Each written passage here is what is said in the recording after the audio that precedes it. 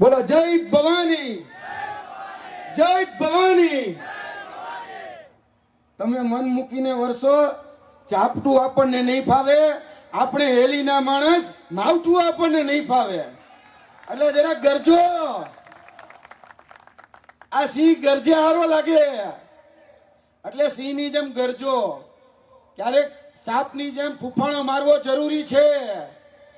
ક્યારેક સાપની જેમ ફૂફાણો, હું ડંખવાનું નથી કેતો, ડંખશો નહીં કોઈને, પણ ફૂફાણો તો મારો. આપણે હાવત છીએ તો સિંહની જેમ ડણકવું જોઈએ. ઓલું કહેવાય ને, અમારા કાઠિયાવાડમાં ગીરમાં આવો ને તો એવું કે ભાઈ હાવત બગડે ને તો જંગલ થથરે, બાપુ બગડે તો 52 ગામ ફફડે. એટલે આપણે બાપુ છીએ. હું એટલું જ યાદ કરાવવા માટે તમને આવ્યો છું કે આપણે ક્ષત્રિય બનીએ, આપણે ક્ષત્રિય બનીએ. જે આપણી નારી અસ્મિતા, નારી સ્વાભિમાન, નારી સન્માનનું જે અપમાન થયું છે, એને અપમાનની જે લડાઈ છે એ અત્યારે લડવાની છે.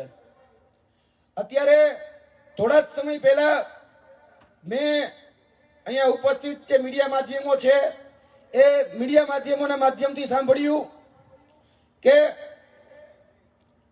જામનગરની અંદર આદરણીય અને ગુજરાતના પનોતા પુત્ર એવા નરેન્દ્ર મોદી સાહેબ એ જામનગરની અંદર જ્યારે સભા સંબોધવા જતા હતા ત્યારે જામનગરના જે રાજવી વંશજ છે તેમના ઘરે ગયા, તેમની પાસેથી પાઘડી લીધી, એ જ પાઘડી પહેરી અને ત્યાં સભા સંબોધવા માટે ગયા. ત્યાં એમને જામ દિગ્વિજયસિંહને યાદ કર્યા, ત્યાં એમને ભૂચર મોરીના યુદ્ધને યાદ કર્યા અને એમના શીર્ષ ઉપર એ પાઘડી જોવા મળતી હતી. તો એક વિચાર આવ્યો કે હવે આ કેના જેવું છે ખબર છે કે ઓલા તબેલામાંથી ઘોડા છૂટી ગયા છે અને પછી આ તબેલાને તાળો મારવા નીકળ્યા છે. આ એના જેવી પરિસ્થિતિનું નિર્માણ થયું છે. કેમ કે હવે બહુ મોડું થઈ ગયું છે. આ પહેલા કરવાની જરૂર હતી. અને અત્યારે જે પાઘડી એના શીર્ષ ઉપર જે બિરાજમાન છે, તો એ પાઘડી તો એમને યાદ આવવી જોઈએ કે હજારો ક્ષત્રિયોના આ લોહીના સિંચન કરેથી આ જે કેસરિયા સાફો છે, એ કેસરિયા સાફો એમના આજે શીર્ષ ઉપર બિરાજમાન છે. તો એમાં સૌથી અમૂલ્ય અને સૌથી અતુલ્ય જો કોઈનું યોગદાન હોય તો ક્ષત્રિય સમાજનું છે. કારણ કે આ ક્ષત્રિય સમાજે દેશના સીમાડાની રક્ષાની વાત આવે ત્યારે પોતાના લીલા માથાની આહુતિ આપી દીધી છે. જ્યારે બહેનો દીકરીઓના રક્ષણની વાત આવે ત્યારે પણ પોતાના લીલા માથાની આહુતિ આપી દીધી છે. અને જ્યારે ગાયોના રક્ષણની જ્યારે વાત આવે ત્યારે પણ પોતાના લીલા માથાની આહુતિ આપી દીધી છે. તો આ યાદ આવવું જોઈએ. પહેલા આ દિવસને આજે 40 દિવસ પૂરા થયા છે અને આપણે બધા જાણીએ છીએ કે આ 40 દિવસ આપણે ખૂબ શાંતિથી, આપણે સંયમમાં રહી, અનુશાસનમાં રહી, અહીંયા ઉપસ્થિત સંકલન સમિતિના અધ્યક્ષો, સંકલન સમિતિના મૌડી મંડળના જે નેજા હેઠળ જે પણ કાર્યક્રમો આપવામાં આવ્યા એ તમામ કાર્યક્રમો આપણે શિસ્તબદ્ધ કર્યા છે. ક્યાંય પણ કોઈ પણ જગ્યાએ એ આજ દિન સુધી એ કાકડી ચાડો પણ નથી થયો. આપણે એ સભ્ય સમાજ છીએ તો એ સભ્ય સમાજને સાંભળવામાં, સભ્ય સમાજની વાત એ નરેન્દ્ર મોદી સાહેબ સુધી પહોંચવામાં ખૂબ મોડું થઈ ગયું છે. અને મારા બહેનો અહીંયા બેઠા છે, માતા બહેનો, એ માતા બહેનોએ તો જ્યારે નરેન્દ્ર મોદી સાહેબ ગુજરાતમાંથી જ્યારે ભારત દેશના પ્રધાનમંત્રી બન્યા ત્યારે એને કીધું હતું કે તમે મને કાગળ લખજો, પોસ્ટકાર્ડ લખજો. તો મારી માતા બહેનોએ તો 1 લાખ જેટલા પોસ્ટકાર્ડો લખ્યા. પછી એમને ગીત ગાયું કે કાગળિયા લખી લખી થાકી, પણ તારા તો પહેલા મનમાંય નથી. એટલે આવી હાલત છે. એટલે જેની કથની અને કરની અલગ છે, જેના હાથીના દાંત દેખાડવાના અલગ, ચાવવાના અલગ છે. એ ભેદ હવે સમજવાની જરૂર છે. આ છેલ્લા 7 દિવસ જે અત્યારે છે અને એ બી કહી દઉં કે 7 તારીખે કદાચ આ જે આપણું આંદોલન છે એ આંદોલન પૂરું નથી થઈ જતું. એ આંદોલનનું હજી એ 7 તારીખે પહેલું અલ્પ વિરામ છે, પૂર્ણ વિરામ નથી. આ 7 તારીખ એ આ આંદોલનનો પહેલો પૂર્ણ વિરામ હશે, પહેલો અલ્પ વિરામ હશે. અને ત્યાંથી આપણે બીજા ફેઝમાં જે રીતે સંકલન સમિતિ જે રીતે કહેશે એ રીતે આ આંદોલનને આપણે આગળ વધારવાનું છે. પણ આ 7 તારીખ સુધી દિવસો થોડાક ભારે છે, ઘણા બધા ચક્કરો વધી ગયા છે, જાદુગરો આવી રહ્યા છે. એ જાદુગરોની કોઈ વાતમાં આવતા નહીં. 2014માં તમને પણ ઘણા બધા જુમલાઓ આપ્યા હશે, જે વિશ્વગુરુ બનવાની બહુ મોટી મોટી ફાકે ફોજદારી કરે. એને જુમલા ગુરુએ આપને બધાને ખબર છે કેવા કેવા જુમલા આપ્યા. 15 લાખ આપવાની વાત કરી હતી, હજી સુધી કોઈના ખાતર નથી આવ્યા હોય તો કેજો. 2022માં ખેડૂતોની આવક ડબલ કરવાની વાત આવી. મારી માતા બહેનોને કીધું તમે આ ચૂલે રાંધો તો મારા આંખમાં આંસુ આવે, એટલે આપ્યા ગેસના સિલિન્ડર. ઈ 400 વાળા ગેસના સિલિન્ડર આજે 1200માં મળે. હવે મારા અહીંયા બેઠા બધા બનાવીઓ સાહેબને પણ હવે આંખમાં આંસુ આવે. એટલે થોડુંક જાળવજો, કોઈ જુમલામાં ન આવતા. કારણ કે ઘણા બધા હજી ઘણું બધું ક્ષત્રિય સમાજ ઉપર પણ કાલે જુનાગઢ હોય કે બીજા અન્ય જગ્યાએ પણ મીટિંગો છે, એટલે ઘણા બધા જુમલાઓ કહેશે. પણ આ ક્ષત્રિય સમાજની લડાઈ છે શેની એ સમજવી પણ બહુ જરૂરી છે. કેમ કે અહીંયા જે ઉપસ્થિત છે જે અગ્રણીઓ એ આ લડાઈને જે રીતે નેતૃત્વ આપી રહ્યા છે તો એ લડાઈ પણ સમજવી ખૂબ જરૂરી છે. આ લડાઈ સ્વાભિમાનની છે, આ લડાઈ સ્વમાનની છે, આ લડાઈ આપણા આત્મસન્માનની છે. ત્યારે આ લડાઈમાં જેને આપણી અસ્મિતાનું જે રીતે દ્રૌપદીનું ચીરહરણ કરવામાં આવ્યું એ જ રીતે આપણા અસ્મિતાનું ચીરહરણ એ દુશાસને કર્યું છે. તો એ દુશાસનને આપણે હવે પાઠ ભણાવવાનો છે. ત્યારે એ દુશાસનને પાઠ ભણાવવાનો હોય અને આ લોકશાહીમાં લોકભાષામાં અને જે રીતે અત્યારે લોકમતથી જ્યારે પાઠ ભણાવવાનો હોય ત્યારે એટલું ખાસ ધ્યાન રાખજો કે આ 7 તારીખે અહીંયા ભરૂચના જે રૂપાલા છે, ભરૂચના રૂપાલાને હરાવવા માટે તમારે અહીંયા તમે જે બટન દબાવશો ને એનો કરંટ એ સીધો જ રાજકોટ ઉપર લાગશે. એટલે અહીંયા કયું બટન દબાવવું એ તમને કહેવાની જરૂર નથી. કેમ કે અહીંયા તમે થોડોક ઓલું મારશો ને એટલે સફાઈ રાજકોટની થઈ જશે. એટલે આપણે જરાક મારવામાં જરાક ઝપાટો રાખવો. સવારના 7 વાગે, કારણ કે 7 તારીખ 7 વાગે કેસરિયા સાફા પહેરી અને આપણે આપણા વોટિંગ બૂથ જે છે ત્યાં હાજર થઈ જવું. કેમ? કારણ કે 7 વાગે બહુ શુભ મુહૂર્ત છે. આ 7 વાગ્યામાં કેસરિયા સાફા પહેરી આપણે હાજર થઈ ગયા એટલે રિઝલ્ટ તો 4 તારીખે આવવાનું છે, પણ એ રિઝલ્ટ પહેલા નક્કી થઈ જશે 7 તારીખે.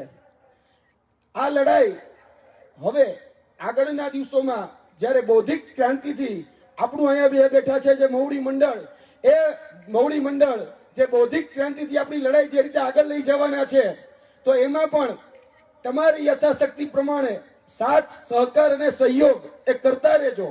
કેમ કે આ લડાઈ એ ખૂબ લાંબી ચાલવાની છે. આ લડાઈ ખૂબ લાંબી ચાલવાની છે અને તમે અહીંયા જેટલા પણ ઉપસ્થિત થયા છો ને કોઈ નારાજ થવાની જરૂર નથી. કેમ ખબર છે? કારણ કે આપણે સિંહના બચ્ચા છીએ. સિંહના બચ્ચા કે બાકર બચ્ચા લાખ, બાકર બચ્ચા લાખ, લાખે બેચારા, પણ સિંહણ બચ્ચો એક અને એકે હજારા. આપણે એ છીએ, આપણે એકે હજારા જેવા છીએ. એટલે કદાચ કોકને ક્યાંક થતું હોય કે થોડી ઘણી પાછળની 10-15 ચેર ખાલી પડી છે તો ચિંતા કરવાની જરૂર નથી. અહીંયા હરાવવા માટે, જીતાડવા માટે આપણે બધા જ નિર્ણાયક અને સક્ષમ બંને જ છીએ. બીજી વાત, આગળના દોરમાં જે અહીંયા ઉપસ્થિત છે સંકલન સમિતિના બધા જ મોવડી મંડળો, એ તમારા સામે આગળનો જે રોડમેપ છે રોડમેપ પણ મૂકવાના છે. પણ આ માધ્યમથી હું એટલી વિનંતી કરું છું કે આગળના દિવસોમાં, આ દિવસો મેં તેમને કીધું એટલે કહું છું કે ભારે છે. આ દિવસો ભારે છે ઘણા બધા. કારણ કે ઓલા ધોળા અંગ્રેજ હતા જે 1600માં આવ્યા હતા અને એક નીતિ લાવ્યા હતા, તમને બધાને ખ્યાલ હશે, અને નીતિનું નામ હતું ભાગલા પાડોને રાજ કરો. આ કાળા અંગ્રેજ છે, અને આ જે નીતિ લાવ્યા છે ને એમાં આપણે મોબાઈલમાં નથી કહેતા લેટેસ્ટ વર્ઝન આવ્યું, બસ આ લેટેસ્ટ વર્ઝન છે. અને એમાં જરાક એડિશન કરીને આવ્યું છે. શું આવ્યું છે ખબર છે? કે ભાગલા પડોને રાજ કરો તો આવે જ, પણ એની સાથે સાથે ભરમાવો, ભટકાવો અને ભડકાવો. એટલે આ લેટેસ્ટ વર્ઝન છે. આ 7 દિવસ એ બહુ સંભાળીને ચાલવાના છે, કારણ કે હવે જે શરૂ થશે એ ભરમાવો, ભટકાવો ને ભડકાવવાનું શરૂ થશે. ક્યાંય પણ ભરમાવાનું નથી, ક્યાંય પણ ભટકાવવાનું નથી, અને ભડકાવવાનું તો બિલકુલ નથી. કોઈને પણ આપણે ભડકાવવા નથી. જે પણ લોકો શકુની વેળા કરે, જે પણ લોકો દુશાસન વેળા કરે, જે પણ લોકો મંથરા વેળા કરે, આપણે એને ઇગ્નોર જ કરવાના છે. બોલો, કરશો ને? પાક્કું? જય સંકલન સમિતિના બધા જ મોવડી મંડળ બેઠા છે. આ બધા જ સંકલન સમિતિને કહું છું, આ બધા જ લોકો તમારી સાથે ખભોથી ખભો મિલાવીને ચાલશે. ક્યાંય પણ અવિશ્વાસ પણ ઉભો નહીં કરે, ક્યાંય પણ અસંતોષ પણ ઉભો નહીં કરે. નહીં કરો ને? અને આ વખતે એવું મતદાન કરજો કે જે ઓલે કહી શકાય ને કે સરપંચ બનવાને લાયક નથી, એને આપણે સાંસદ જ બનાવવાનો. જે વ્યક્તિ સરપંચ બનવાને લાયક ન હોય એને સંસદ સુધી ન મોકલાય. ઈ પહેલા જ આપણે ઝાડુ મારી દેવાય. એટલે આ બધું જ જે કચરો જે આમ કહેવાય ને ડેલી સુધી આવ્યો છે ને એ સાફ થઈ જાય. કારણ કે બાપુની ડેલી તો વખણાય, કારણ કે બાપુની ડેલીએ તો ઘણું બધું દીધું છે. કારણ કે બાપુની ડેલીએ એ લોહી પીધું નથી, લોહી દીધું છે બાપુની ડેલીએ. અરે ઘણું નોંધવા જેવું કીધું છે બાપુની ડેલીએ. તમારા ભાગમાં ક્યાંય વિગોય હતી? તમારું હાથ બારમાં નામ ચડ્યું છે જ બાપુની ડેલીએ. દાતારી કોને કહેવાય? આવો અમારા જામ સાહેબ પાસે, આવો અમારા કૃષ્ણકુમારસિંહજી પાસે, જેને પોતાની પાસે રહેલા 1800 પાદર જ્યારે સરદાર પટેલ આવ્યા ત્યારે કીધું બાપુ જરૂર છે દેશના એકીકરણ માટે, દેશની અખંડિતતા માટે, ત્યારે પોતાનું સર્વસ્વ કુરબાન કરી દીધું. એ બાપુની દાતારી છે. એટલે દાતારીના પાઠ હોય, હિન્દુત્વના પાઠ હોય કે ભગવા રંગના પાઠ હોય, એ અમને શીખવાડવાની જરૂર નથી. અમારે તો લોહીમાં છે. તમે અમારી પાસેથી ક્યાંક ઉછીતા લીધા છે, બાકી અમારે તો આ નસે નસમાં છે. આ કૃષ્ણ વંશજ કયો, આ રામના વંશજો કયો, એ અમે સીધી લીટીના વારસદાર છીએ. એટલે આ લડાઈ હવે આગળના દિવસોમાં જે રીતે વધવાની છે તેમાં આપણે બધાએ ખભોથી ખભો મિલાવીને ચાલવાનું છે. કેમ કે આમાં સૌથી મોટી જે તાકાત છે એ તાકાત એકતાની છે. અને જેટલા આપણે એક રહેશું એટલો જ આપણું પરિણામ એ ખૂબ સુંદર આવશે. સંકલન સમિતિ તો એવું કહે છે કે હવે આપણે મુખ્યમંત્રી બનાવવા છે આપણા, તો એનું વિઝન કેટલું લાંબુ હશે? તો આપણે એના વિઝન ઉપર જવાનું છે, આપણે એના રીઝન ઉપર નથી જવાનું. આપણે વિઝન ઉપર જવાનું છે. અને આગળના દિવસોમાં જ્યારે વાત આવે કોઈ ભાગલા પડવાની, તો મહેરબાની કરી કોઈ પણ જગ્યાએ ભટકાવ નહીં, ભડકાવું પણ નહીં. શાંતિથી જે અત્યારે આપણે ચાલી રહ્યું છે એ આંદોલન જ કરીએ. બસ આટલી જ વાત. જય હિન્દ, જય ભારત, જય માતાજી, જય ભવાની, જય ભવાની. મને બોલવા માટે મોકો આપ્યો તે બદલ કરજણની પૂરી ટીમ, અહીંયા ઉપસ્થિત તમામ જે લોકો છે એ લોકોનો તહેદિલથી હું ખૂબ ખૂબ આભાર વ્યક્ત કરું છું. 7 તારીખે આપણે બધા આપણા જે પેલો પડાવ છે એનું જે અસ્ત્ર છે, જેનું જે શસ્ત્ર છે એ આપણું આ મતાસ્ત્ર છે. આ મતાસ્ત્ર એ આપણે એવો ઉપયોગ કરીએ, આ મતાસ્ત્રનો એવો ઉપયોગ કરીએ કે જેથી કરીને આપણે જે પણ આપણા વિરોધીઓ છે, જે પણ આપણા સામે છે, જેનું આપણે ખરેખર નીતિગત રીતે વિરોધ કરી રહ્યા છીએ, એને આપણે પરાસ્ત કરી શકીએ. કારણ કે લોકશાહીમાં સૌથી મોટામાં મોટું સાધન એ મતાસ્ત્ર હોય છે. તો આ મતાસ્ત્રનો ઉપયોગ કરીએ. ચલો લોક લાગણીને માન આપી 30 સેકન્ડ વધારે. બધાની જે માંગણી છે એમાં કે મિસ્ટર પરસોત્તમ રૂપાલા ભાઈ, आपके पांव के नीचे जमीन नहीं और आपको फिर भी यकीन नहीं, तो मिस्टर परसोत्तम रूपाला भाई आंडू पांडू गांडू समझा था क्या? क्या सोचा था? क्षत्रिय समाज कुछ नहीं करेगा? अरे गलत, जब तक तोड़ेगा नहीं तब तक छोड़ेगा नहीं। जय हिंद, जय भारत, जय माता जी, जय भवानी।